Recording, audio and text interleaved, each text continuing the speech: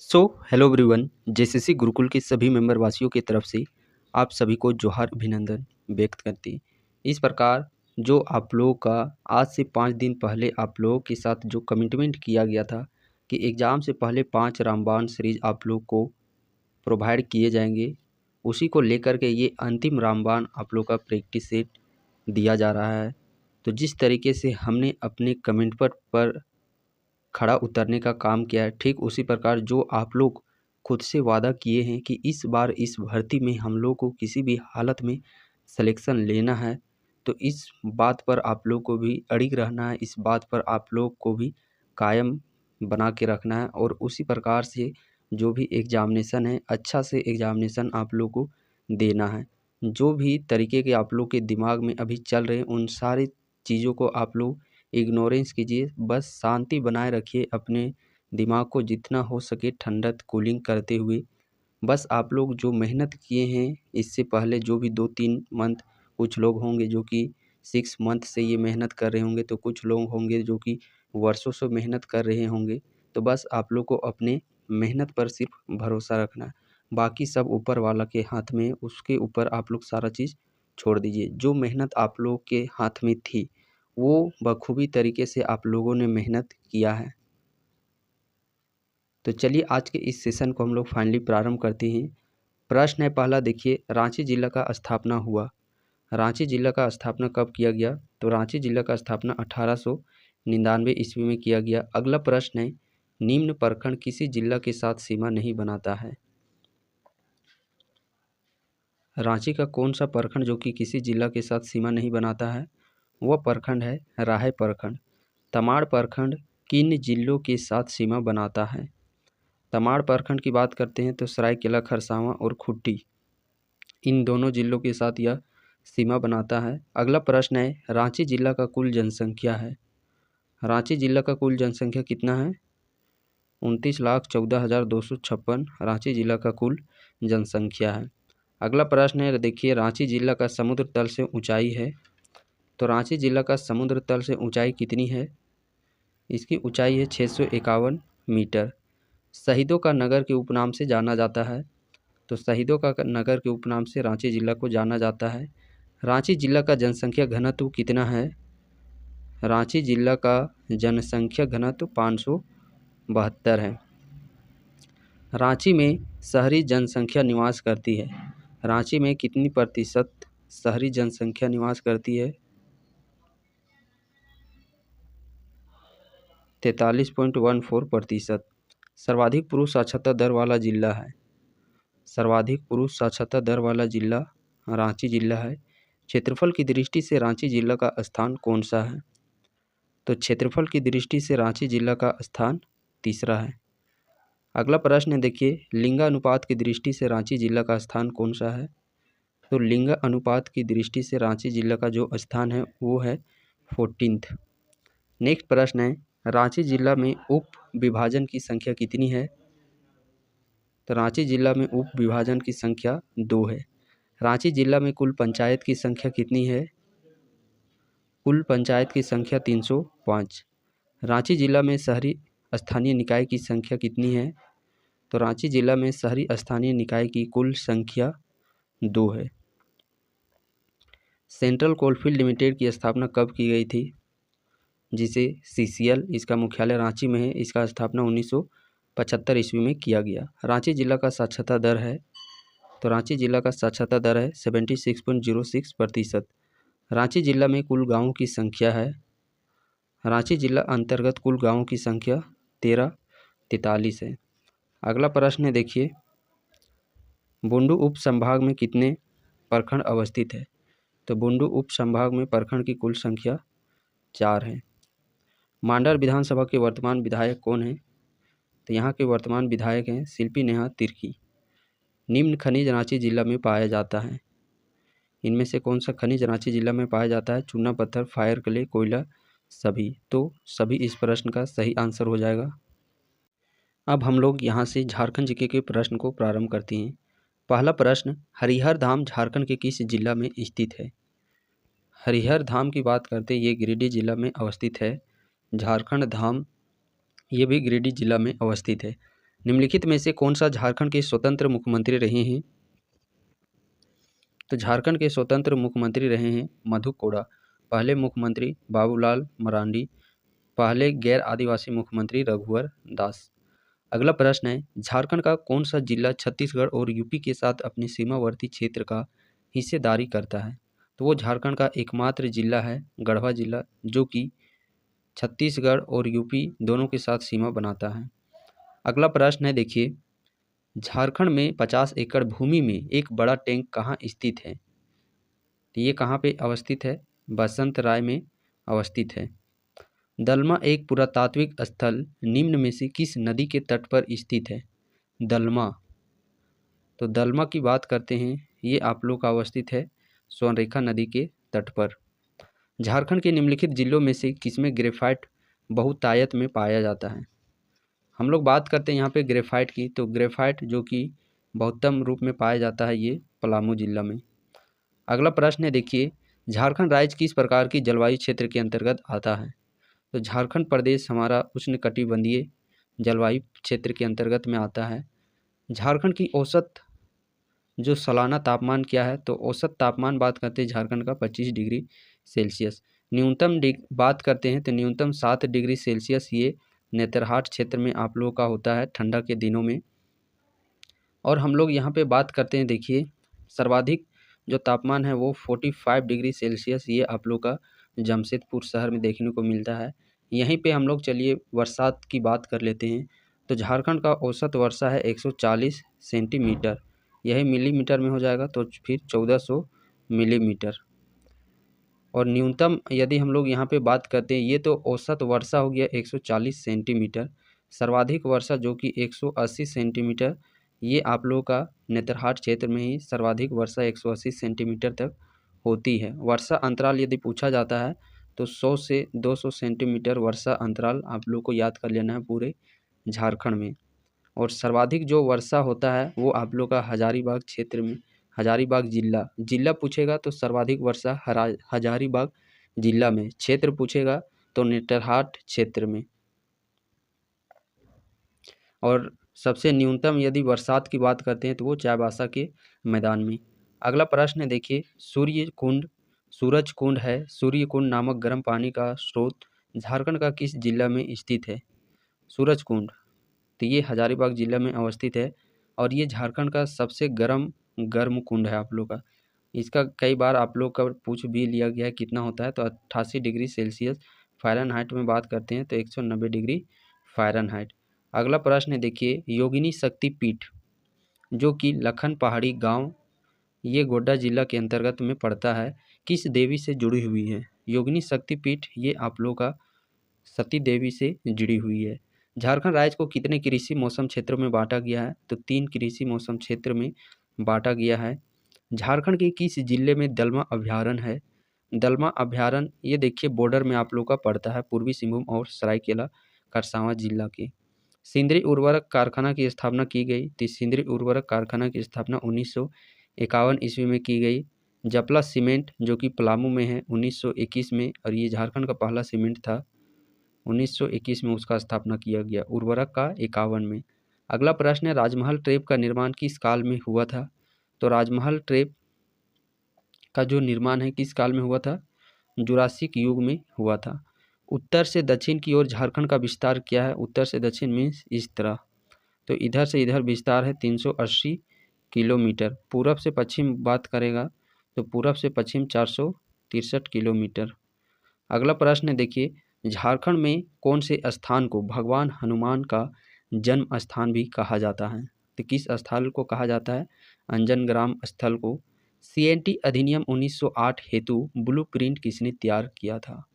CNT अधिनियम 1908 हेतु blueprint तैयार किया गया था J.H. Hoffmann, John H Hoffmann के द्वारा। झारखंड के किस स्थान को प्राचीन काल में हरित किवाना के नाम से जाना जाता था? हरित किवाना के नाम से देवघर को जाना जाता था। मैथन बांध किस नदी पर बना है? मैथन बांध किस नदी पर बना है? तो ये मैथन बांध बराकर नदी पर बना हुआ है। अगला प्रश्न देखिए, बिरसा मुंडा पुरस्कार उन लोगों को दिया जाता है जिन्होंने खालिस्तान के क्षेत्र में राज्य को गौरवित किया है। बिरसा मुंडा पुरस्कार किस क्षेत्र को दिया जाता है? तो ये आप लोगों का खेल में जो बेहतरीन प्रदर्शित करते हैं और झारखंड का नाम रोशन करते हैं उनको दिया जाता है। जैन ग्रंथों में भगवान महावीर के लोर ए यातगा की यात्रा के संदर्भ हैं मुंडारी में, जिसका अर्थ होता है।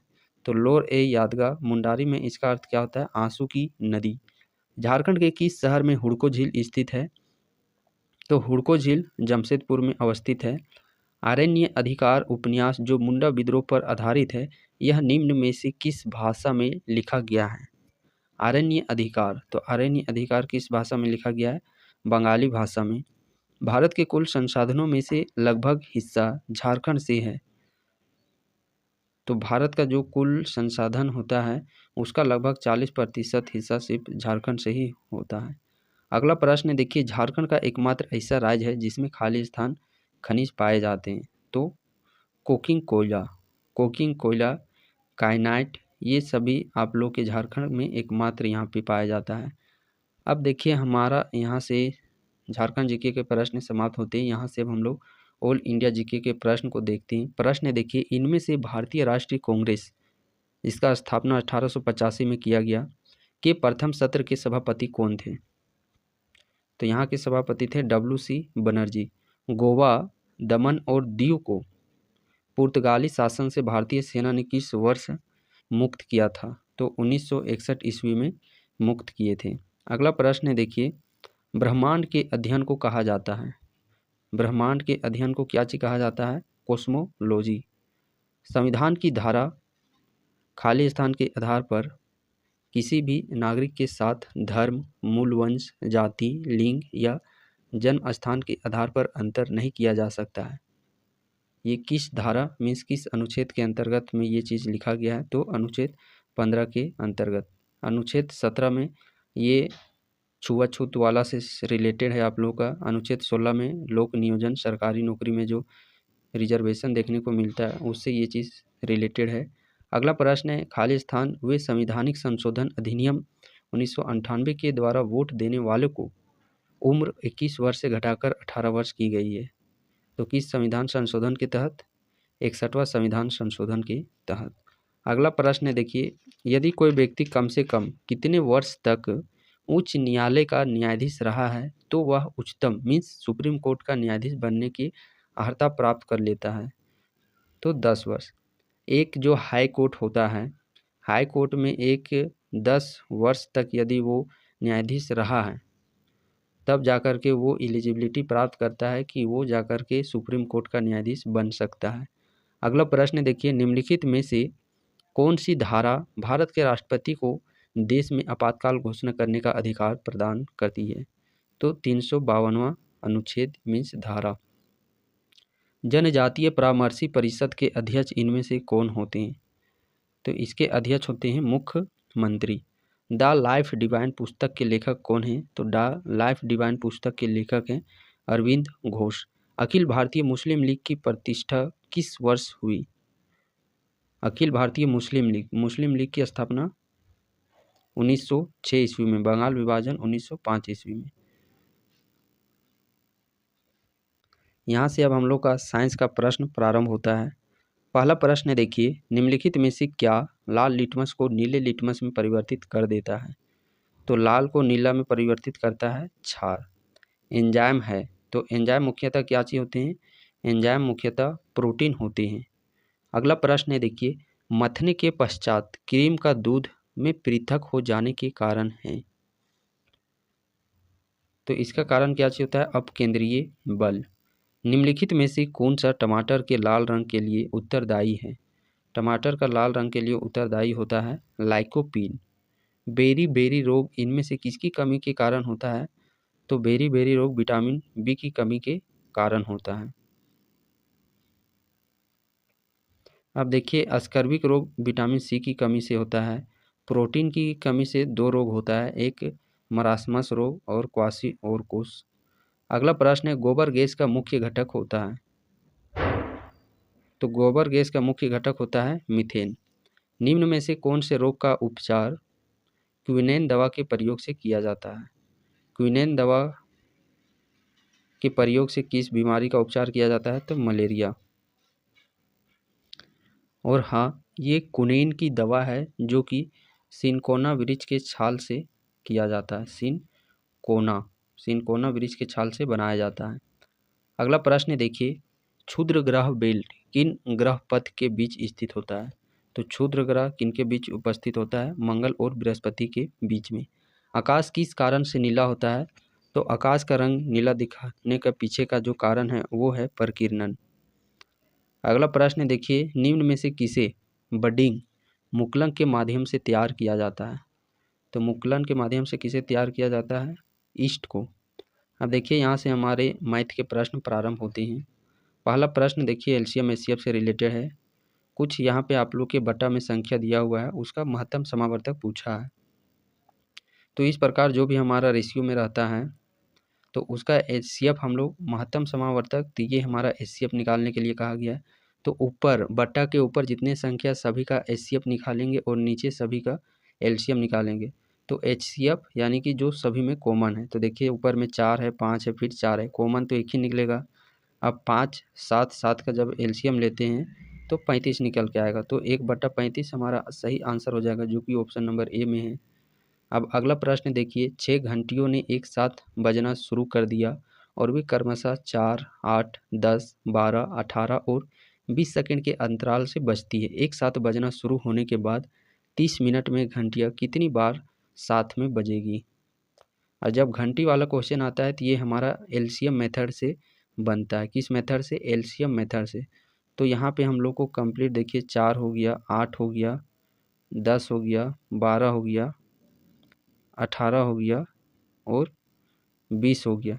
ये सभी का सबसे पहले आप लोगों को तो एलसीएम लेना होगा, और ये सभी को जब आप एलसीएम लीजिएगा तब जाकर के ये प्रश्न आप लोग का यहाँ पे बनेगा। ये जब हम लोग इसका कंप्लीट एलसीएम लेते हैं तो ये कंप्लीट एलसीएम आप लोग का 360 निकल के आएगा। आप लोग खुद से निकाल लीजिएगा, पूरा 360 निकल के आएगा। अब ये 360 किस में दिया गया है?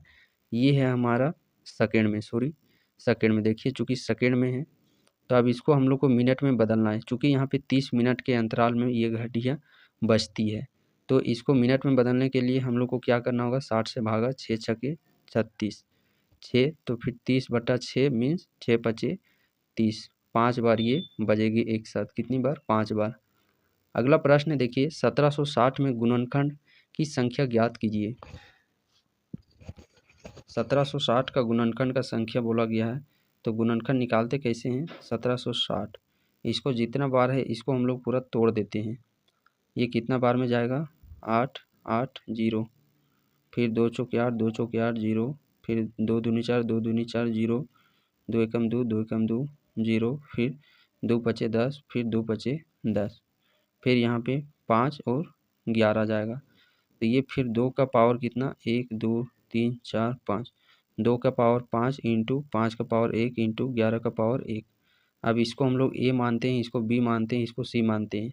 तो गुणनखंड का फॉर्मूला क्या चीज़ होता है? यहाँ पे देखिए 5 है, ए का मान, बी का मान 1, सी का मान भी 1। फॉर्मूला होता है a+1 इंटू में b+1 इंटू में c+1। ये गुणनखंड का संख्या निकालने का फॉर्मूला होता है। तो अब हम लोग देखिए पहले कितना था? 5+1, 1+1, फिर 1+1 आएगा कितना? 5 4 1, यहाँ पे 6 2 2, 6 दूनी 12, 12 दूनी 24। तो 1760 में गुणनखंड की संख्या कितनी होगी?